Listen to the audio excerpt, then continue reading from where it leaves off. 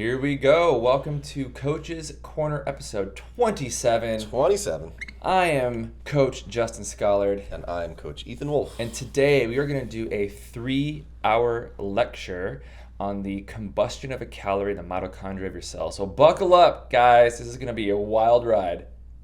Each. 3 hours each. Yeah. No, I'm kidding. We're going to do a headline show, a new idea where we're going to grab a clickbaity headline around fitness and health, and then we're going to just discuss it and see if there's anything valid around it or if it's all just total BS, if there's anything we should listen to, and I think it'll be fun. Kind of a new idea here. Yeah, just kind of see what the headlines got to say. Yeah. Are you a headline guy or do you read articles? I will tend to read an article if I open it. Yeah. It's just whether I open it or not. If the headline's good enough? If the headline's good enough. Yeah. All right, I think you have a double header for us today. I got right? a few, actually. A few? I only came with one. Fuck, Well, I kind of went down the slacking. rabbit hole, and I was just seeing what was just catching my eye, and, you kind of pull out a bunch and then actually read them. Yeah. And I found kind of a pattern happening, and I was like, I can kind of create a little story arc with multiple articles, and so that's what I did. Shit sounds good to me. Why don't you kick it off? Exercise is good. And that's the show, guys. We'll see you next week for episode 28.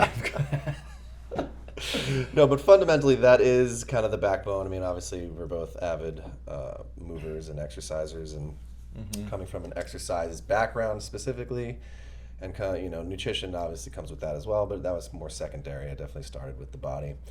And so, kind of going down a story arc of validating the importance of exercise, shocker, and, getting into maybe why you might be approaching exercise incorrectly in a motivational way.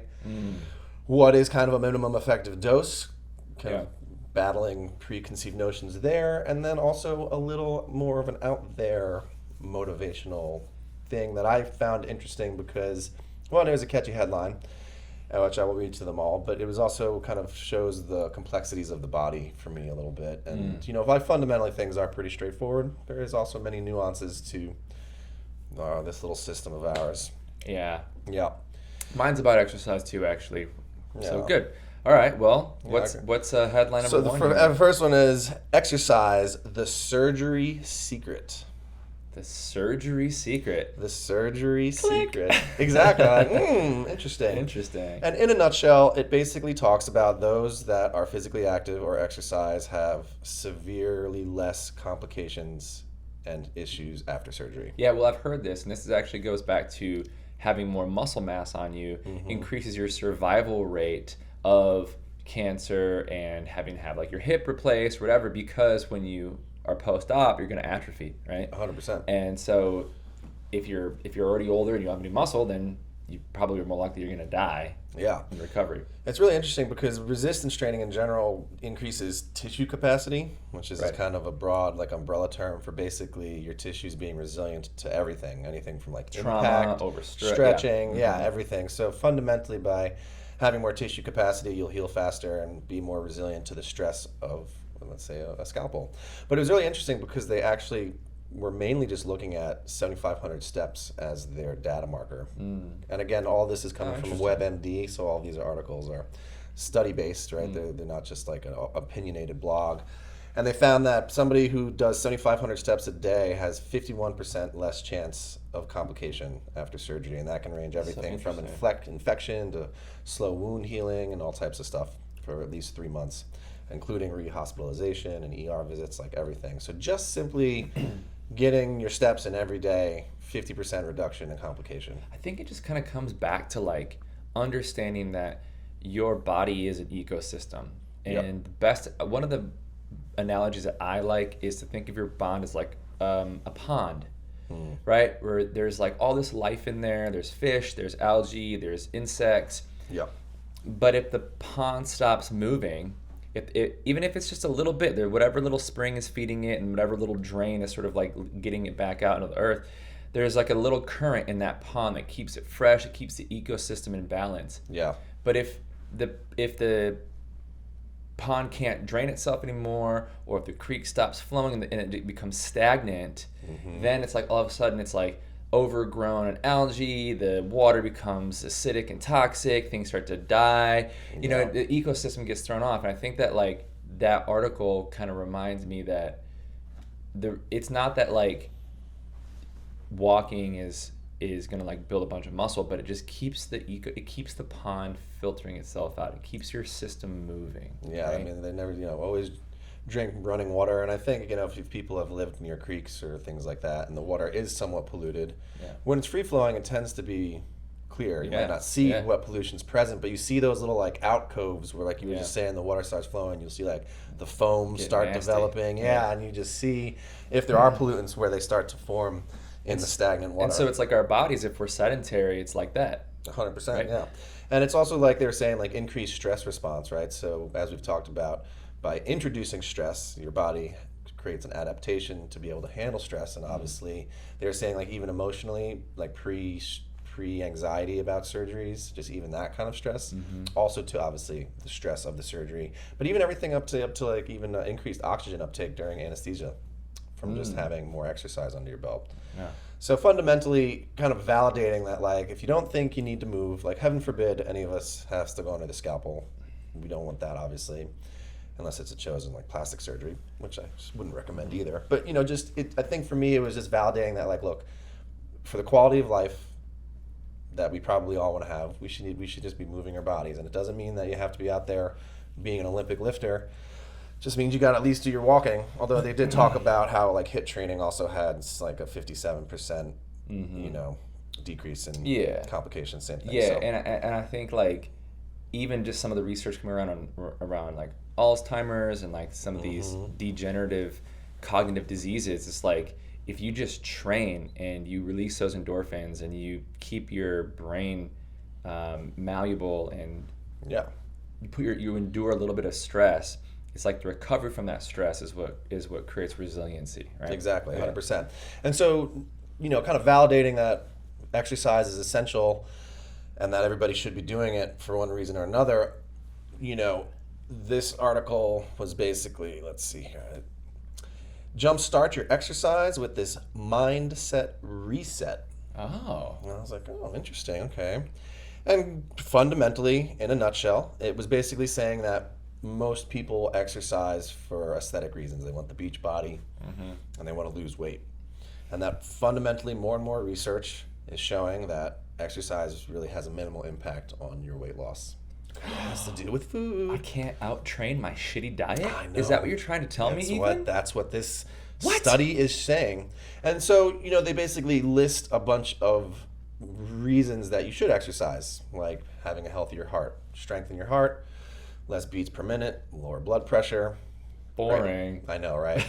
But it's just all these. It is really boring, but I think it is an interesting idea. It's like so they basically talk about like improved mood and energy. So like fighting afternoon slumps. They talk about improved sleep. Like if you really exercise hard, there's a good chance you're going to sleep that night. Right. So people with insomnia, and obviously sleep quality improves every aspect of our life. And so they're basically kind of listing all these cliches, benefits of exercise. But I think for me the main takeaway was that we look at exercise as vitality and we look at our food for our composition, and they both have tremendous effects on our health. But because what happens is that if you look to exercise for weight loss and it doesn't work, you get discouraged. It doesn't work for you, there's no point. And so it's a demotivator. And so for me it was just that constant reminder that having a good body composition is going to be good for your health, and so is exercise. But to use exercise for everything from libido to sleep to just having a longer, better life, but not because you're trying to lose weight. I mean, that's the adage that we've been saying for a while. Like, exercise is for bone density, exercise is for muscle, exercise is for heart health, decrease brain mortality, health, general well-being, but it's not for weight loss. It's just not for weight loss. And to put a pin on that, or to put a punctuation on that, is when you think about the disproportionate amount of energy it takes to burn calories versus consume them, you understand very quickly that you are never going to be able to out-train a shitty diet. For example, you could go to like one of those Orange Theory classes where like they strap you up to heart monitor and you're like in the fucking orange zone and you're burning, you burn 600 calories and you're like, oh my God, I'm such a beast. But then like on your way home, you stop off and get like a fucking latte, frappuccino or a pastry or whatever. And some of you might be thinking like, oh, who does that? A lot of people do, because Starbucks is booming, McDonald's is booming, and you're hungry, and you earned it. You earned it. There's this like reward system that kicks in. But yeah, so like your workout may have burned 400, 500, 600 calories, but those unaccounted for calories are also 400, 500, 600 calories every single day, and so. And you consume that in 30 seconds. I was gonna say, but it took you an hour to burn it. It's a long. You can fill up your gas tank in a couple minutes, but it takes hours to drive the gas tank down. Right. And there's a guy on Instagram who does these videos. He eats like these absurdly, like almost like cartoonish size cookies and like pastries that are like thousands and thousands of calories, and then he's a runner, and then he goes, now let's see how long it takes to run. I've seen these. So he ate a 6,000 calorie Reese's peanut butter cup. The thing was like the size of like a fucking frisbee, and he ate it. It was 6,000 calories. He had to run 47 miles. Wow. To burn off the 6,000 calories. I have not seen that episode, but I have seen him. That's crazy. It's crazy. 47 miles. That's so many miles. So that's why nutrition is for weight loss. Nutrition is for weight loss. Because you can't out-train this. If you're eating shitty, like, you'll be stronger, you'll be healthier, you'll live longer, but you're not going to be a lean machine. No, 100%. So, story arc being exercise is important. Maybe you're approaching the reasons for exercise from the wrong way, so reset your mind. And then this one, I'm going to do the fringe one last, even though it has kind of to do with more with like mindset. How about I jump in and do one, then you can finish it up with your cool. last one. I'm with it. All right, so mine is from the New York Post. An credible source. Yeah, credible source that we all read. And this was with Kim Kardashian's trainer. Apparently, Kim Kardashian is on her way up, and she's going to be somebody someday. Interesting. Yeah, lots of potential around her. All right, well, I've never heard of her, but apparently. No, this is Kim Kardashian's trainer. Okay. This is published on July 11th, so at the time of this recording, just like a week or so ago. And her name is Sineda Greca. Oh boy. Well, she'll never listen to this, whatever. And the headline is Kim Kardashian's trainer reveals how to transform your body in just 5 minutes. Wow. That's all it takes. That's all it takes. 5 minutes. This is going to shock you, but it goes on to explain that, in fact, it's going to take a little bit more than 5 minutes. Okay. But the idea here, and I actually like her. She's a really good fitness coach, trainer personality. Yeah. But, like, her thing is, like, just start. And if it's just got to be 5 minutes, then that is absolutely better than not. And to me, it goes back to this all or nothing thinking that if you ask people, they think that they understand what all or nothing thinking is, and they think that they are aware of it, but so many folks continue to find themselves in this binary thinking. If I can't go 100%, then I might as well not even start. Yeah. If I can't work out, I only have 10 minutes, I can't work out. But it's like, the reality is that it's not a binary, it's a continuum. It's not a yes or no, or you did or you didn't. It's a how much. And it's totally reasonable to start with 5, 6, 7 minutes a day and just nail that fucking consistency, because you will grow into it. Like you can say, all right, all I'm ever do in my life is work out for 5 minutes a day. I guarantee you, if you just focused on that consistency, within a month, you'd be working out for 15, 20 minutes. Right. It would just inevitably bleed out. Lower the barrier of entry. The article kind of explains, like, don't think that you have to go to the gym and train for an hour. You don't. You can absolutely just start with like some bodyweight squats, a $5 resistance band at home, and just go. Pick 2 exercises, get a clock going for 5 minutes, and just do as many rounds of 10 reps of each exercise you can do for 5 minutes. You will be out of breath, you'll be burned, you might even be sore the next day, and if you just did that every day with different muscle groups, you'd probably like demonstrably improve your conditioning and your strength within not a very long time at all. So that was her article, and I always say that. Whenever we sign up new clients, I'm always like, they're like, oh, I just can't get to the gym these days. I'm like, have you ever considered just working out at home? It is interesting because there's such a mentality of you have to make the journey and the pilgrimage. You got to be lifting weights. You got to have three times a week. Yeah. What's the point though? 5 minutes isn't going to do anything. I can't train like Chris Bumstead. I'm not going to do it. I don't believe you. 5 minutes. Yeah. What's going to happen in 5 minutes? Yeah. What am I going to do in 5 minutes? Nothing. But it's gonna start right. the momentum, and it's going to get you in that inertia and that momentum of spending a period of time on your training, and then that will evolve inevitably. Just the choice alone holds its power. Right. Just the choice alone, and that, like you said, the more times you make that choice, the easier it'll be to make. Mm-hmm. You'll start to create more time and prioritize it more. Yeah. And I think 5 minutes is a digestible enough time period that like really nobody can deny. Yeah. A 5 minute bout. It starts with a 5 minute workout. And next thing you know, you're waking up at 1 a.m., you're doing 2 hours of breath work, cold plunge, meditating, you're hitting your 10,000 steps by 5 a.m., and by 6, you've had a high-protein vegetable diet, and by 7 a.m., you've become a fully realized person. Absolutely. And it all starts with just a 5-minute workout. Just a 5 minute workout. Sleep in the sensory deprivation tank. Yeah. So does she actually give a 5 minute workout? Not in the article, no. It's just more of like, yeah, fucking hypocrite. I know. No, she's a beast. She's like very incredibly fit. But God, she does that in 5 minutes. Her point is just don't get stuck in this all or nothing thinking. And if it's got to just be 5 minutes of squats and knee push-ups, then fucking do it because it's the act. It's the act of like committing to a routine, and then that builds and evolves in time. Yeah. I mean, it makes so much sense, and it's all that mindset game. It's all just the mindset game. Right. Because here's the thing.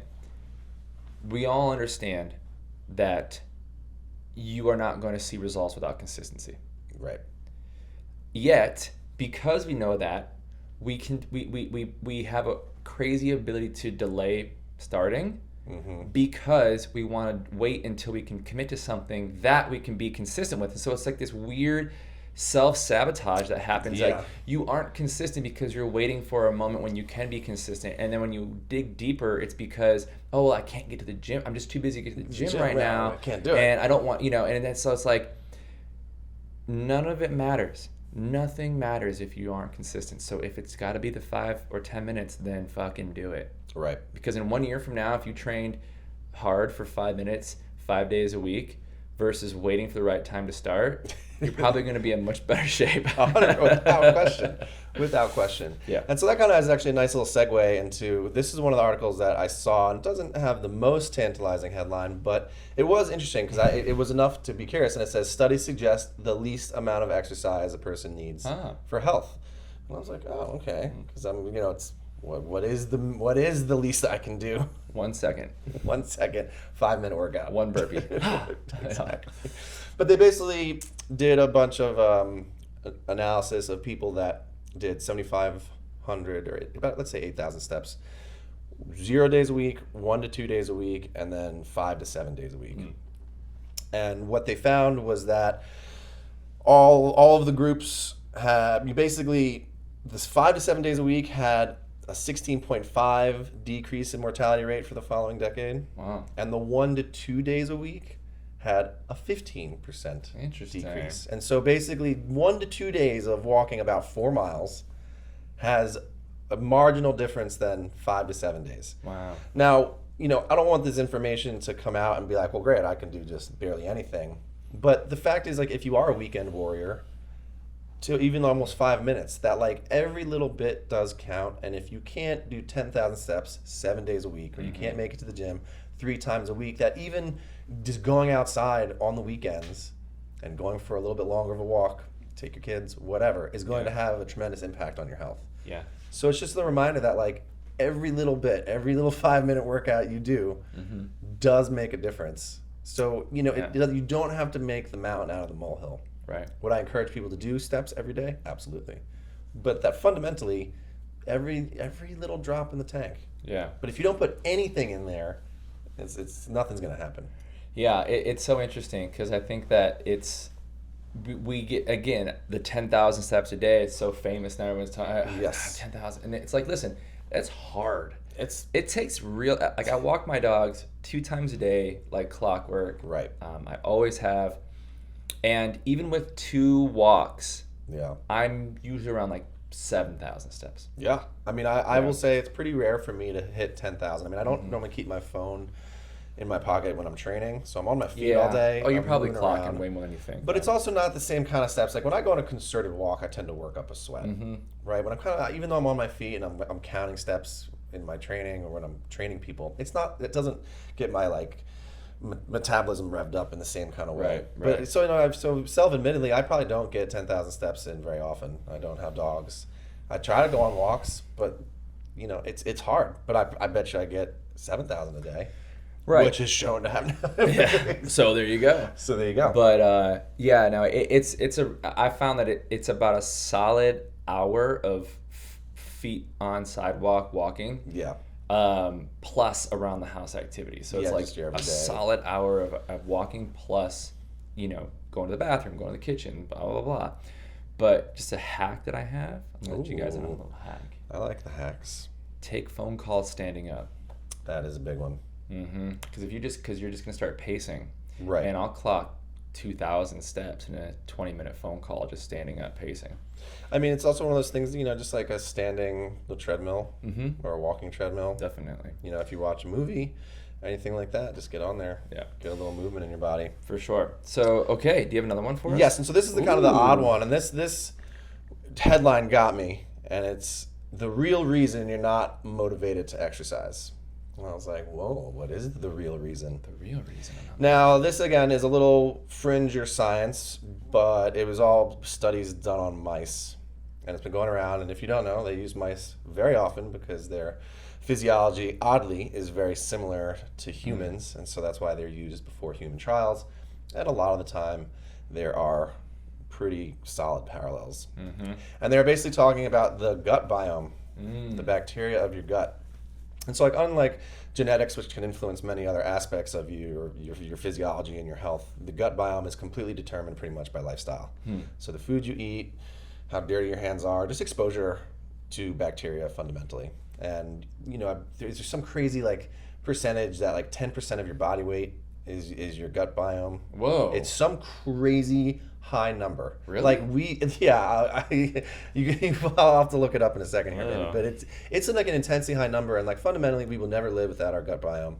You will die within a day. Like if you were to completely wipe out, and it's everywhere. It's on your skin. It's in your intestinal tract. So basically, what they were saying is that through the vagal nerve, there are certain bacterias that basically introduce. I'm not going to use all the jargon here.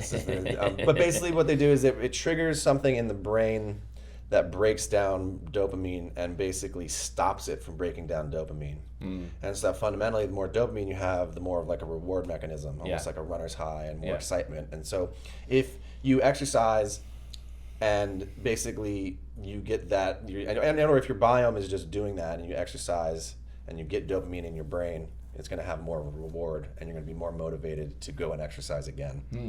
And so basically they were saying that if you don't have these certain strains of bacteria, at least in the mice, then the dopamine basically gets broken down quicker, and you have less of a reward response to exercise in general. And so you're kind of like, well, what's the point? And so I just thought it was really interesting because I think, the just gut biome health is becoming very, very popular in terms of mental health and physical health. And it's just interesting because there's just, like I said, so many layers to the physiology. And it's, people talk about runner's high and people talk about how they feel so good after exercise and that kind of thing. And then some people don't. And, the complexities of that could very well be part of the fact that... that's why I don't like running. Yeah. So I just thought it was an interesting... the headline got me, and I did think it was an interesting... And they've been doing these studies on the mice for a very long time, and they've actually isolated these two specific bacteria. Isolate them? But yeah, so that's all. So I just Googled it. So the gut biome can weigh between 2 and 5 pounds. 2 and 5 pounds. Or 1 to 3% of the body mass. 1 to 3. That's just the gut. What's there? That's still That's it. That's still 3% of that. 3% is still a lot. Yeah. That's a lot. That's a lot of bacteria. Bacteria flora. That's so crazy. Cool. So the takeaway here is eat your vegetables because that is essentially a prebiotic / probiotic to feed that gut biome. That's exactly right. Got to eat those veggies. People don't understand fiber. Yeah, people are like, well, why do I eat veggies? I got another reason to eat veggies. I could just take a vitamin. I don't know if there's all this research now about how colon cancer rates are up like 50% or some crazy number from 20-year-olds to 40-year-olds. Jesus. So like 20-year-olds are all of a sudden like popping up with colon cancer. And what the study found was that it's the popularization of like carnivore diet and high meat, low vegetable diets from social media. And what they found is that fiber is the number one factor to signal the regenesis of the epithelial cells of your gut tract. So basically the cells that are lining your gut are triggered to regenerate and reproduce when fiber is introduced to them. And so basically they're finding that because there's this increase in like high meat, no vegetable, carnivore style diets, people aren't getting as much fiber and the cells are just stagnating inside of their lining and they're getting cancer. Dude, the guy who wrote the carnivore diet, did you see this? So he wrote this fucking book, like basically branding the carnivore diet. Yeah. And then comes out now 2 years later and is like, oh, it's terrible, don't do it, I can't. And like he's totally backstepping on everything he said. Yeah. And he was on an interview, I forget who it was with, but basically he was saying that even while he was because he didn't directly say it, but he goes, he wrote the book, 2 years ago when the book was published, and then he was on this interview talking about how he's changed his mind and he's not on the carnivore diet anymore. Yeah. And the guy was like, well, when did you start to change your mind? He goes, yeah, about 2 years ago, I really started like having symptoms. And then like you're doing the quick math, you're like, while you were writing the fucking book. Like while you're literally unbelievable. So listen, this is where the vegan agenda will take that and they'll run with it because protein is important. You must have protein. You must have adequate protein to maintain muscle tissue and an abundance of proteins to build muscle tissue. You have to. Muscle tissue is the fountain of youth. If your survival rates from cancer, disease, or surgery skyrocket, if you have more muscle on you, you have to have muscle. So don't think that you can just like, don't think in binary terms. Yep. It is when you are eating all this meat with the absence of dietary fiber, soluble fiber. Plants. That's the problem. So a good, clean, lean cut of something with a big, fresh salad every day is perfecto. Right, some vegetables. But you can't skip the veg. So I read that for every 10 grams of dietary fiber that you bring into your daily diet, it increases the likelihood of you aging healthy by 10%. Now you got to be consistent, but if you consistently eat, the mortality drop off rates by just bringing your fiber intake up to like 30 grams a day is crazy. Interesting. Crazy. Yeah. It's the difference between you living to like 65 versus you living to like fucking 90. It's so crazy. You just need it, and it's so interesting because the carnivore, they're like literally like plants are out to kill you. They have all these anti-nutrients, and it's just like, oh man, you really so ridiculous. Really think we haven't been eating plants this whole time, huh? Yeah. Right, because all we've ever done is just had fucking steaks. Yeah, just livers every day. Yeah. So eat your veggies, get your steps. Get your steps in. Get your steps Exercise. in. 5 minutes a day. Mm-hmm. No, but yeah, just get out there, make the decision. Obvious shit. Just do the fucking obvious. Do the shit you already know you need to be doing. Just do the thing you know you need to be doing. You fucking quit trying to search for confirmation bias on your shitty habits. Well, it's just so funny because like every article is trying to bait you in. I mean, I got baited in on a few of them, and outside of like the gut biome one, which again is a little fringy, every one of them is just like move your body. Eat more protein. Turns out, if you eat healthy, go for a walk every day, you're going to live longer. Who would have thunk it? But, all right. Well, I think that's good for episode 27. Oh, snap. 27 months of this. 27 weeks. We'll see you next week for Coach's Corner, episode 28. Peace out. Thank God that's over these fucking ungrateful pieces of shit.